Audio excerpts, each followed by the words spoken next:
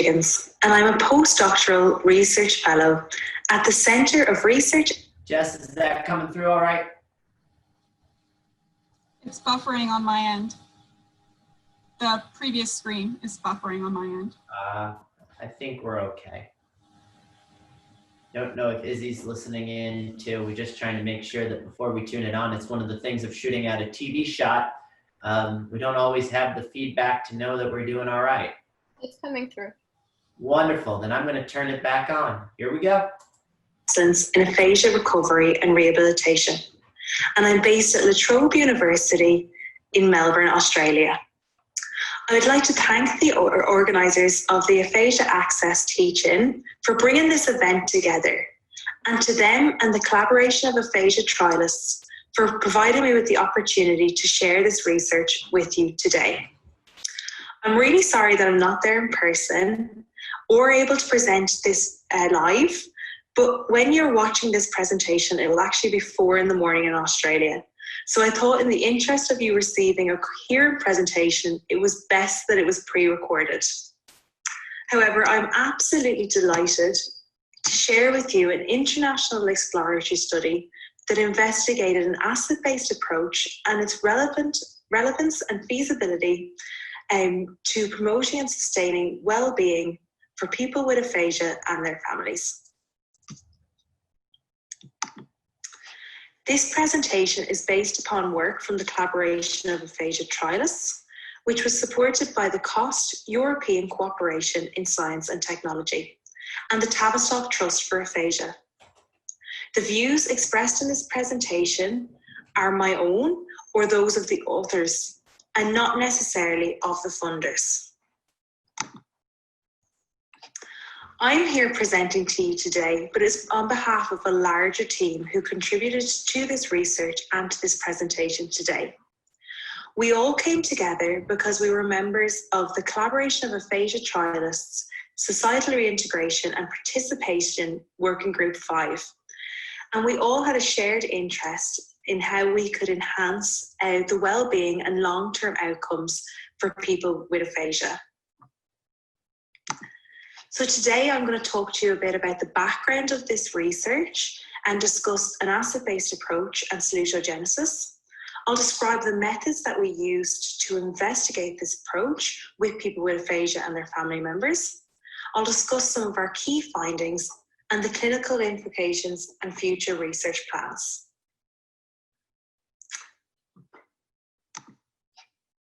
So as we know, people with aphasia can experience changes to their identities, their sense of self, their social circles, and their friendship groups.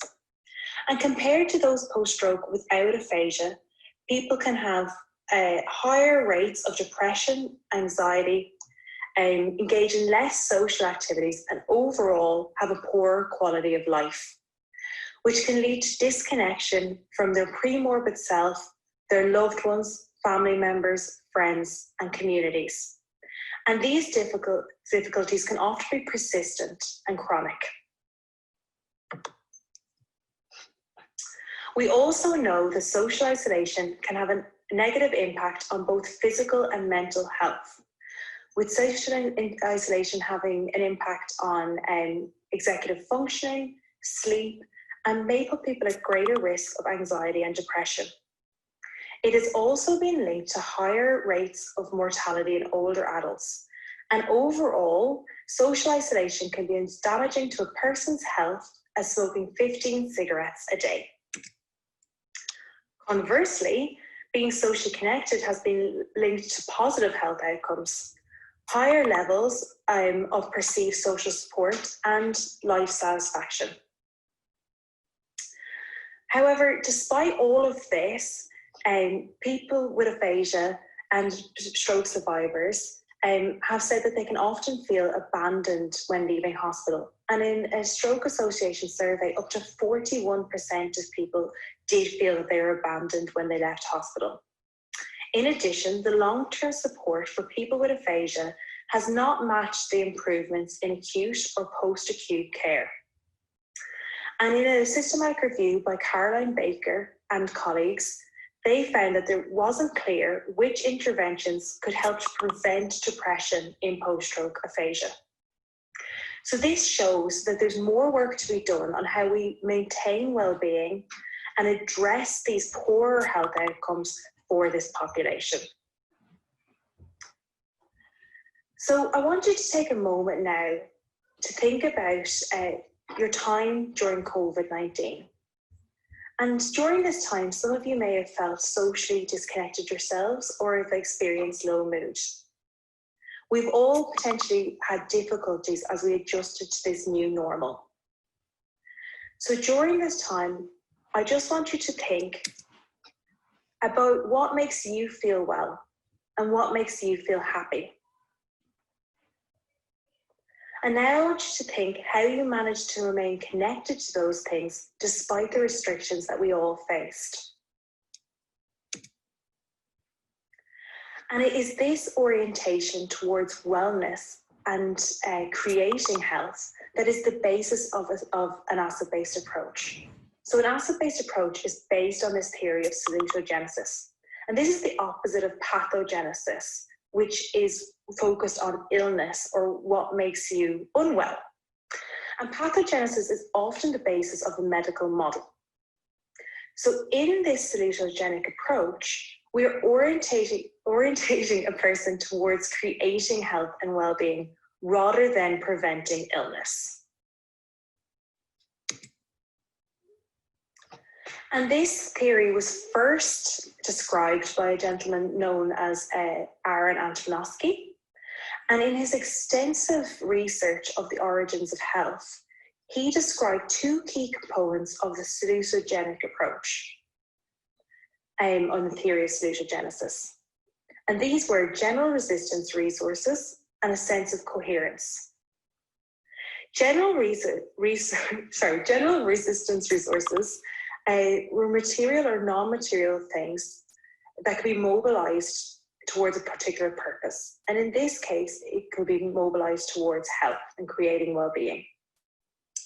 These could be things within yourself or within a person. So this could be, for example, intelligence or coping strategies, or these could be things outside of the person. So this could be the support of a loved one or something within the person's community. What was key to creating this health was that the person needed to be able to self-identify these general resistance resources. In addition to these was a sense of coherence. So Aaron Antonovsky said that in order for someone to be able to create health and well-being, they needed to be able to understand what was happening to them. So if they suffered a traumatic event or a life event, they need to be able to understand that. And they need to be able to have information about it, and eventually they needed to be able to find meaning. And general resistance resources, and those who had more of those, could then have a greater sense of coherence, and people with a greater sense of coherence have a better perceived health. So people with greater sense of coherence perceive themselves to be healthier. And within an asset-based approach, based on salutogenesis, a person is directed to look for individual or community assets. So the assets are these general resistance resources, and that's look for those as the foundation for improving health and well-being. And as I said, these could be within a person, they could be within the family or the community. But these need to be mobilized towards health, and a person needs to be connected to those things. And how do we operationalize this asset-based approach? So how can you actually have or begin to have these discussions with the person that you're working with? So Hopkins and Rippon and South, who have written extensively in this area, say that the first step is to reframe thinking about goals and outcomes, and that these need to be co-produced with the provider and the patient. So it needs to be a collaborative effort, and that dynamic between the two people needs to be equalized. So there needs to be more of a balance between a person with aphasia, for example, and their provider. Through this, a person is encouraged to self-identify these general resistance resources or assets, and to see how they can be connected to those, or how those assets can be mobilized towards health. So how they can be mobilized for a particular purpose. And as I said, one of the key things is that these need to be co-produced. So that's doing something with a person with aphasia rather than to, by, or for. So this asset-based approach has been researched extensively across disciplines, so disciplines other than health. It's been researched in community development, education, social welfare, and business, and with positive results. And more recently, it has been investigated in the area of health. So just to maybe bring this a little bit clearer, within the area of community development, by taking an asset-based approach, you would be working with the community to see how you could create community. So what is there already within that community that could help to bring positive results for that area? And then how could these different aspects be connected? And it's to focus on these things rather than focusing on the shortcomings or the deficits within that community. So some research has said that if you ask people, what do you need to enhance your community, the list can be endless. And it often cannot bring about any productive outcomes. However, if you ask people what's already in your community and then how you can connect these, it often brings about more long-term and sustainable results.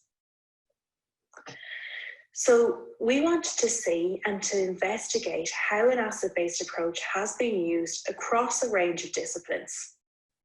We then wanted to explore the relevance, potential, and feasibility of an asset-based approach to promoting and sustaining well-being for people with aphasia and their families across cultures and contexts.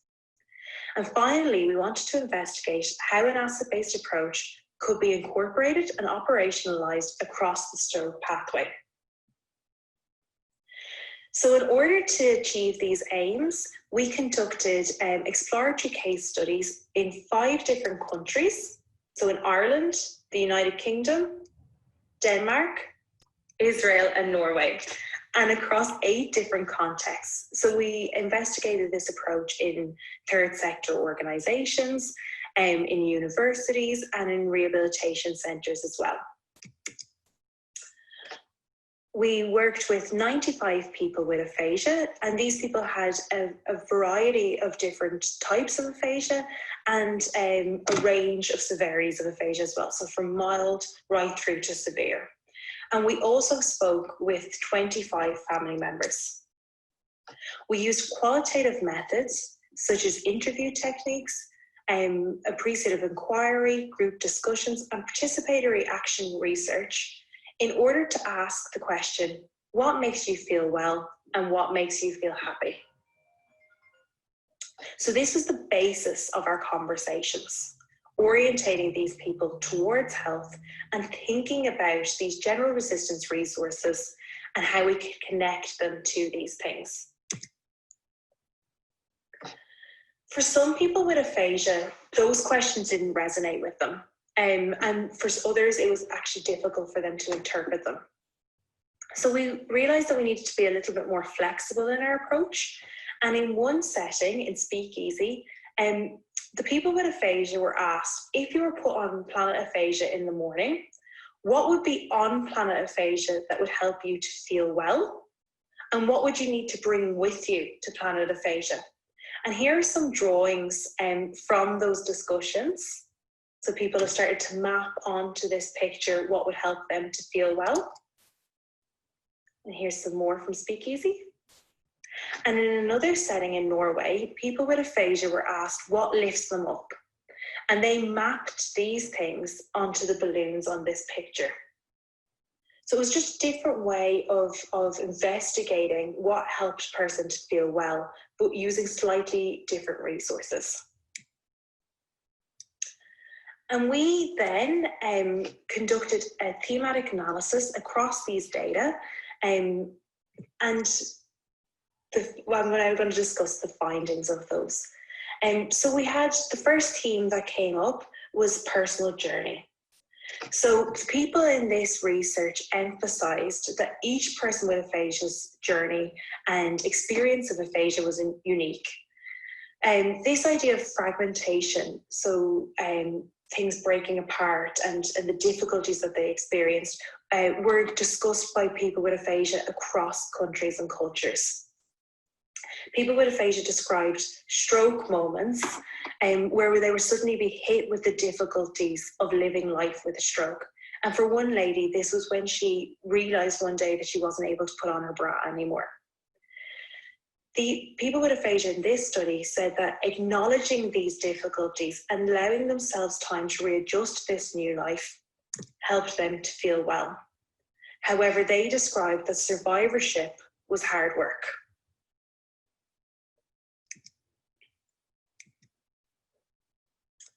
Other people with aphasia stressed that connecting to the sense of self was extremely important to feeling well. For some people, it was connecting to that sense of self or that pre-morbid self, so before the stroke. And for some family members who had been cast into a new role, for example, as a carer of a person with aphasia, they wanted those opportunities to be able to do the activities and to be able to have a sense of self or to engage with their sense of self before the stroke occurred. So for one family member in Israel, she described that when she went out and did regular things, that helped her to feel alive because she felt more like herself before her loved one had had a stroke. However, for other stroke survivors, they described connecting to a new sense of self, a post-stroke self that often people described was different from their pre-morbid self. And some people said that they actually preferred their post-stroke self to the person that they were before they'd had their stroke. One person discussed how they would, before their stroke, they would often talk and never listen and truly engage with other people. And now they felt that they did that more regularly and they actually preferred that new sense of self. For others, connecting to others was really important in helping them to maintain their well-being and for them to be able to stay well. For some people, this was their friends and their families. And I love this quote where the person says, I meet up with friends, it's a laugh, it's a full-time blast. But for others, and this echoed previous literature, people with aphasia had lost their friends or had different social circles or changes to their social circles. So for some people with aphasia, they described that community groups could often be a new way for them to make friends and to connect with people. So they were finding new outlets and new ways to connect with others. And for other people, they actually described the importance of animals, so connecting with cats and dogs. And one lady described how she had begun walking dogs since her stroke, and that helped her to connect with other people as well. People with aphasia and the family members in this study really emphasised the importance of helping others. They really wanted to give back. They felt that they'd gotten a lot from people or healthcare providers, and they wanted to be able to give back. But they also wanted to share their experiences and their tips and to be able to make meaningful contributions. So it was extremely important for them to be able to feel meaningful and useful. And for some people with aphasia, it was minding grandchildren. Others worked on research projects. And for this gentleman, it was actually presenting at stroke conferences and be able to share his experience of stroke and aphasia that helped him to keep well. Recreation was extremely important to the people in this study, and that could be active, for example, going for a run, with one stroke survivor with aphasia describing how he now ran marathons and skydived. And for other people with aphasia, this recreation could be more passive, so listening to music or watching TV. Generally, the activities and the recreation activities that people took part in were quite universal across the different cultures and contexts. However, it was only in Denmark that the participants described engaging in hygge, I think that's how it's pronounced. And that was about gathering and in coziness, and it's an activity that people in Denmark engage in. So that helped them to feel well. And finally, people with aphasia and stroke survivors described their own personal attributes that helped them to maintain well-being. And so people describe themselves as determined, motivated, and optimistic. And these were all really positive attributes that they felt helped them to keep well. And one person said that it was actually their determination that helped them to keep their independence. And that was a key aspect to their well-being. This lady described that she was optimistic, she had a joy for life, she was strong, and she was a fighter. So the themes that came out from this research are very similar and echo some of the research findings, the previous research findings. So some work done by Brooke Ryan, Madeleine Cruz, and Nina Simmons-Mackey. And some of the themes that have come out, particularly in the Living Successfully with Aphasia research. However, what this research shows is that an asset-based approach may provide a way to be able to begin those conversations and to be able to discuss with a person what helps them to feel well, how they can connect to those, and how we can mobilize those general resistance resources or assets for them to be able to create health and well-being.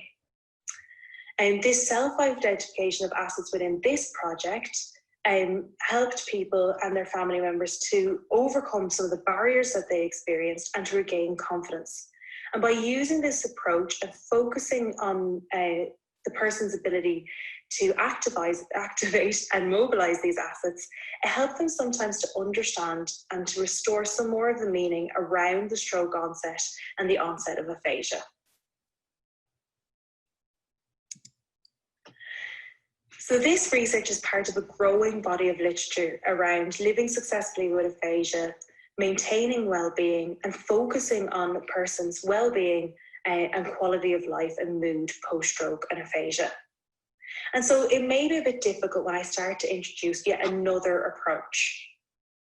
But what's central to really think about here, what's really important for you to think about, is that this is an approach and not an intervention. So there's some great interventions coming out of things such as the ASK trial, which is led by Professor Linda Worrell, the SUPERB trial led by Katerina Hilary, or the PRISM study that's led by Caroline Baker, and who will present that research later in today's Aphasia Access teaching. But within this approach, once you've identified, or the person with aphasia has self-identified these general resistance resources, any intervention can be used to help a person to remain connected to those things. So if they want to remain connected to a loved one, for example, conversation partner training can be used as the intervention to maintain that connection. This approach also shares many of the key tenets of other approaches, such as the life participation approach to aphasia, in that both are person-centered and holistic. And it is fair to say that this approach is in its infancy, and the life participation approach to aphasia is far more established and well-researched within the area of aphasia. The LPAA approach, however, does differ from this approach so far as it is based on the International Classification of Functioning and Health, with the focus on activities and participation. And this is based on the theory of salutogenesis, so what helps to create and maintain well-being, and the focus on what keeps you well rather than ill. So there are some distinct differences between this approach and others, as an illustrative example, but also that this is different to many of the interventions that are coming out within this space. And these may be complementary rather than something that has to be used differently. But what this particular research did tell us is that an asset-based approach was feasible and relevant when working with people with aphasia and their family members. People with aphasia and family members connected easily and embraced this approach, and it was a powerful tool for empowerment, shifting conversations and interactions more specifically towards assets and connections to those things. However, reframing a person towards assets could be hard at times, and did take time as well. So you needed to leave a little bit more time to have those conversations. And you may need to be flexible to get the terminology and resources right. What was sometimes most difficult was this patient-provider relationship and how people could be orientated more to this being a collaborative dynamic rather than a more unequal power dynamic. And that's the idea about reframing the goals and the thinking around this to be more co-produced could sometimes be difficult for both parties. So we need to think a little bit more about how we reframe those interactions and those dynamics. So to conclude, this is a preliminary investigation of a novel approach. It's been used in other disciplines, and we've now seen how it could be used when working with people with aphasia. And the findings of this research indicate that it may be feasible to helping people with aphasia sustain and maintain well-being, and their family members as well. So if we go back to the aims of this research, we've investigated how this approach has been used across a range of disciplines, and we've explored this approach with people with aphasia and their family members across contexts, cultures, and organisations and stage of aphasia. Our future research will need to investigate how an asset-based approach could be incorporated and operationalised in and across the stroke pathway. If you want to read more about this, the paper is out and is being published in Aphasiology. I would like to acknowledge the people with aphasia and family members who took part in this research, and I'm very grateful to them for their time and for so openly and honestly discussing their experience of stroke and aphasia. I'd like to acknowledge my colleagues who were a joy to work with on this project, the collaboration of aphasia trialists, the Tavistock Trust for Aphasia, and the COST European Cooperation in Science and Technology. I'm sorry that I'm not here live to be able to answer your questions, but my two colleagues, Yuda and Ruth, who were co-authors on this paper, will be able to field any of your questions. If you want to follow up with me, I am more than happy for you to contact me on Twitter, or there's my email address if you would like to contact me on it.